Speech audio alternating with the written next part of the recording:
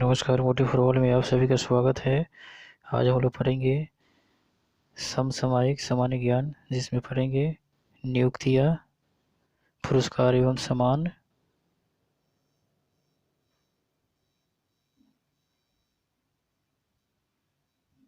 निधन एवं चर्चित व्यक्ति के बारे में। नियुक्तियाँ। रविंद्र नारायण सिंह विश्व हिंदू परिषद के नए अध्यक्ष। बिहार के डॉक्टर रविंद्र नारायण सिंह को विश्व हिंदू परिषद का अध्यक्ष जुलाई 2021 में बनाया गया है। हड्डी रोग विशेषज्ञ डॉक्टर रविंद्र नारायण सिंह को चिकित्सा के क्षेत्र में विशिष्ट उपलब्धियों के लिए 2010 में पद्मश्री से सम्मानित किया गया था। अभी तक विश्व हिंदू परिषद के उपाध्यक्ष रहे डॉक्टर सिंह ने अध्यक्ष पद पर श्री विष्णु सदाशिव कोकजे को, जो अप्रैल 2018 से इस पद पर थे, का स्थान ले लिया है।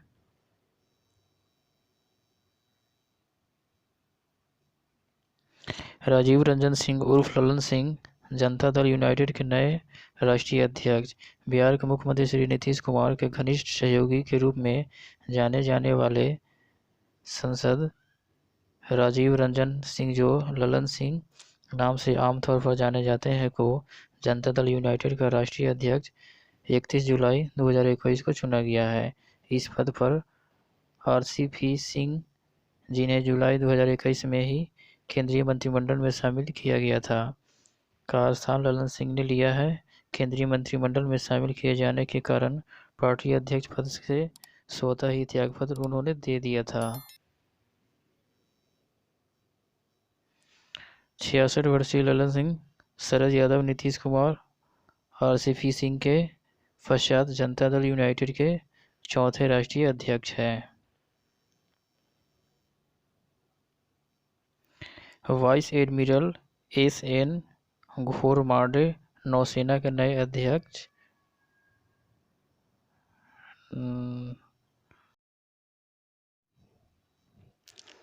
वाइस एडमिरल SN घोरमाडे नौसेना के नए उप प्रमुख। वाइस एडमिरल SN घोरमाडे भारतीय नौसेना के नए उप प्रमुख वाइस चीफ जुलाई 2021 में बनाए गए हैं। इस पद पर वाइस एडमिरल G अशोक, जो 39 वर्ष की सेवा के पश्चात सेवानिवृत्त हुए हैं, का स्थान वाइस एडमिरल घोरमाडे ने 31 जुलाई 2021 से लिया है।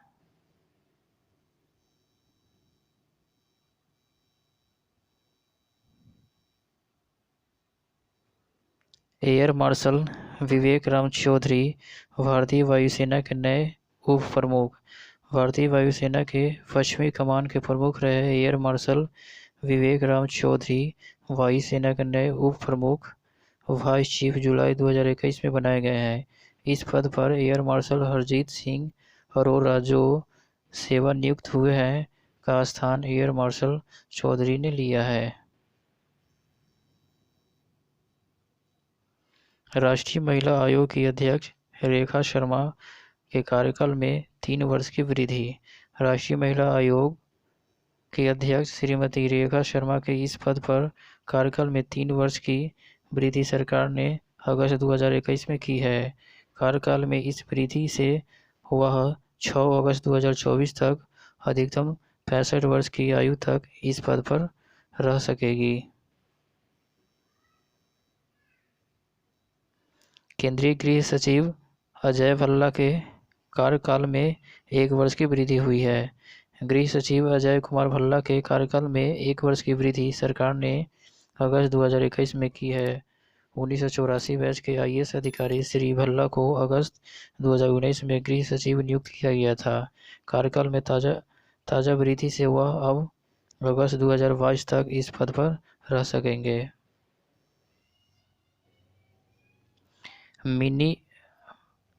मिनी आइफ LIC में चौथी प्रबंध निदेशक।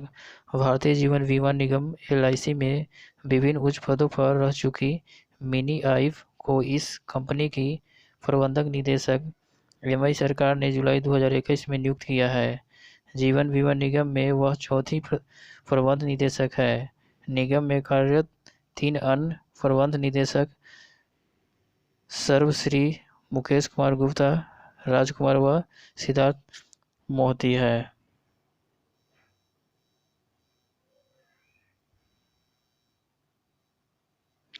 पुरस्कार एवं सम्मान। प्रधानमंत्री के श्रम पुरस्कार। औद्योगिक संस्थानों के कामगारों के लिए वर्ष 2018 के प्रधानमंत्री के श्रम पुरस्कार की घोषणा 12 अगस्त 2021 को की गई। इन पुरस्कारों में 4 श्रेणियों के पुरस्कार श्रम रत्न, श्रम भूषण, श्रमवीर, श्रम वीरांगना व श्रमश्री श्रमदेवी पुरस्कार शामिल है। इनमें सर्वोच्च श्रम रत्न पुरस्कार किसी भी कामगार को इस वर्ष नहीं दिया गया है। 4 श्रम भूषण पुरस्कार 10 विभिन्न कामगारों को, 12 श्रम वीर श्रम वीरांगना पुरस्कार 21 कामगारों को तथा 17 श्रम श्री श्रमदेवी पुरस्कार 38 विभिन्न कामगारों के लिए घोषित किए गए हैं।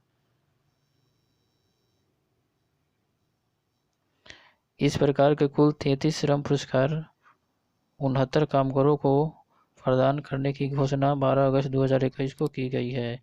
इनमें 39 कामगार सार्वजनिक क्षेत्र के उद्यमों व 20 कामगार निजी क्षेत्र के कामगारों के दिए गए हैं।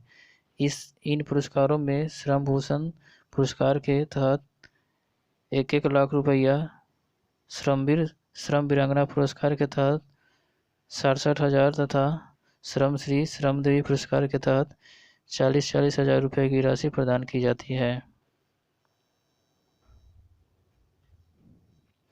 लोकमान्य तिलक राष्ट्रीय पुरस्कार 2021। टीका निर्माता company serum institute of India के चेयरमैन साइरस पूनावाला को लोकमान्य तिलक ट्रस्ट का वर्ष 2021 का लोकमान्य तिलक राष्ट्रीय पुरस्कार प्रदान करने की घोषणा की गई है। उन्हें यह पुरस्कार कोविड-19 संक्रमण से बचाव के लिए कोविशील्ड टीके के उत्पादन में उनके योगदान के लिए दिया गया है। महाराष्ट्र सरकार का सर्वोच्च महाराष्ट्र भूषण पुरस्कार। महाराष्ट्र सरकार का सर्वोच्च महाराष्ट्र भूषण पुरस्कार सुप्रसिद्ध पार्श्व गायिका आशा भोसले को दिया जाएगा। मुख्यमंत्री श्री उद्धव ठाकरे की अध्यक्षता वाली चयन समिति ने इस पुरस्कार हेतु उनके चयन को मंजूरी 29 जुलाई 2021 को प्रदान की। इस पुरस्कार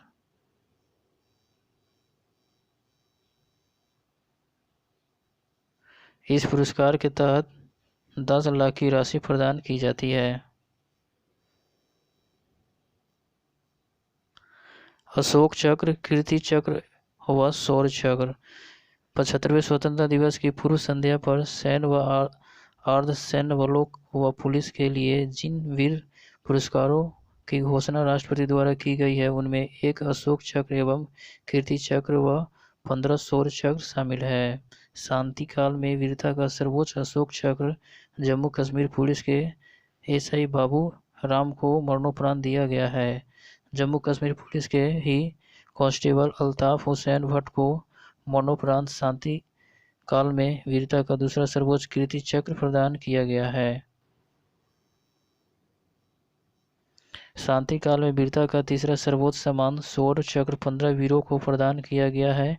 इनमें थल सेना के 6 अधिकारी व सिपाही, वायुसेना के 2 अधिकारी, 1 नौसेना अधिकारी, 3 सीआरपीएफ के कर्मी, 1 जम्मू कश्मीर पुलिस से संबंध विशेष अधिकारी व 2 ओडिशा पुलिस के कमांडो शामिल है। इनमें से 4 को यह सम्मान मरणोपरांत दिया गया है।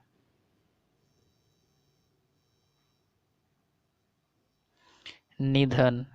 केपी गोपाल राय बांग्लादेश मुक्ति युद्ध के दौरान ऑपरेशन ट्राइडेंट के तहत 4 दिसंबर 1971 को कराची बंदरगाह पर बमबारी करने वाले भारतीय नौसेना की टास्क फोर्स के नायक रहे कमांडोर केपी गोपाल राव का 9 अगस्त 2021 को चेन्नई में निधन हो गया है। वह 94 वर्ष के थे। कराची बंदरगाह पर भारतीय नौसेना का कार्यवाही ऑपरेशन ट्राइडेंट बहादुरी के लिए कमांडोर केपी गोपाल राव को महावीर चक्र से सम्मानित किया गया था तथा इस ऑपरेशन के दिन 4 दिसंबर को भारत में प्रतिवर्ष नौसेना दिवस के रूप में मनाया जाता है। मानकोर भारत की 150 वर्षीय वायुवृद्ध एथलीट मानकोर का 31 जुलाई 2021 को चंडीगढ़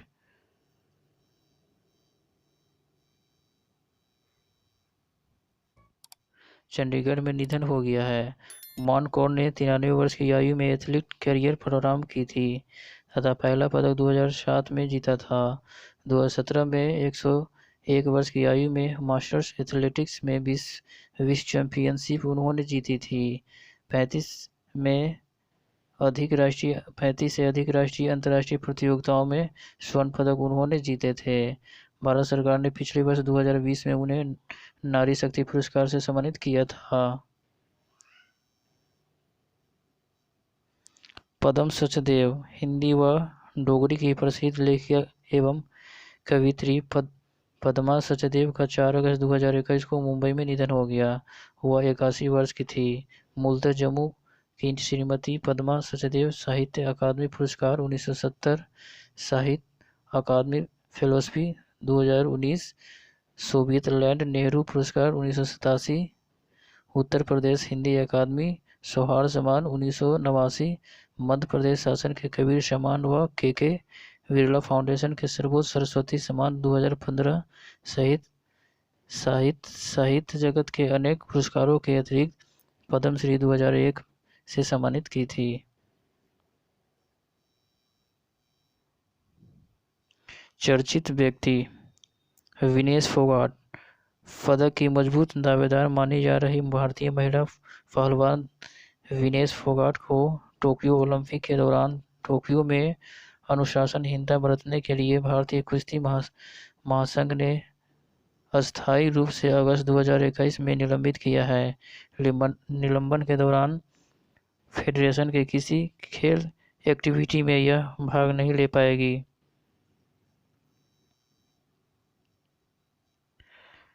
टोक्यो ओलंपिक में भाग लेने के लिए विनेश फोगाट ने हंगरी से सीधे टोक्यो पहुंचने पर वहां खेल गांव में कोरोना संक्रमण का खतरा बताते हुए भारतीय खिलाड़ियों के साथ रहने व उनके साथ ट्रेनिंग लेने से इनकार कर दिया था। खेल के दौरान भारतीय ओलंपिक संघ के आधिकारिक प्रायोजक के लोगो वाली ड्रेस के स्थान पर अपने निजी प्रायोजक के लोगो वाली ड्रेस पहनकर रिंग में वह उतरी थी। इस अनुशासनहीनता के लिए भारतीय कुश्ती महासंघ ने उन्हें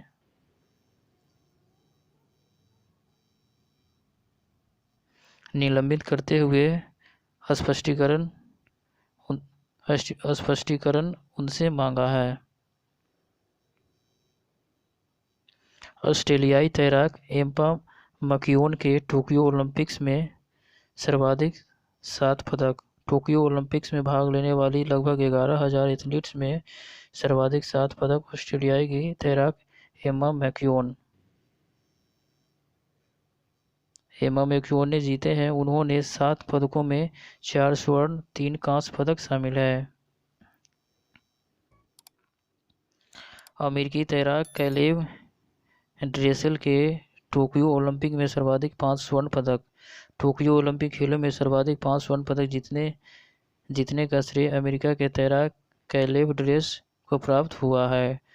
ड्रेसेल ने यह पदक 50वीं फ्री स्टाइल विश्व record, 100 metre free style, 100 metre वाटरफ्लाई विश्व record, 4x100 metre free style व 4x100 मीटर मेडल में जीता है।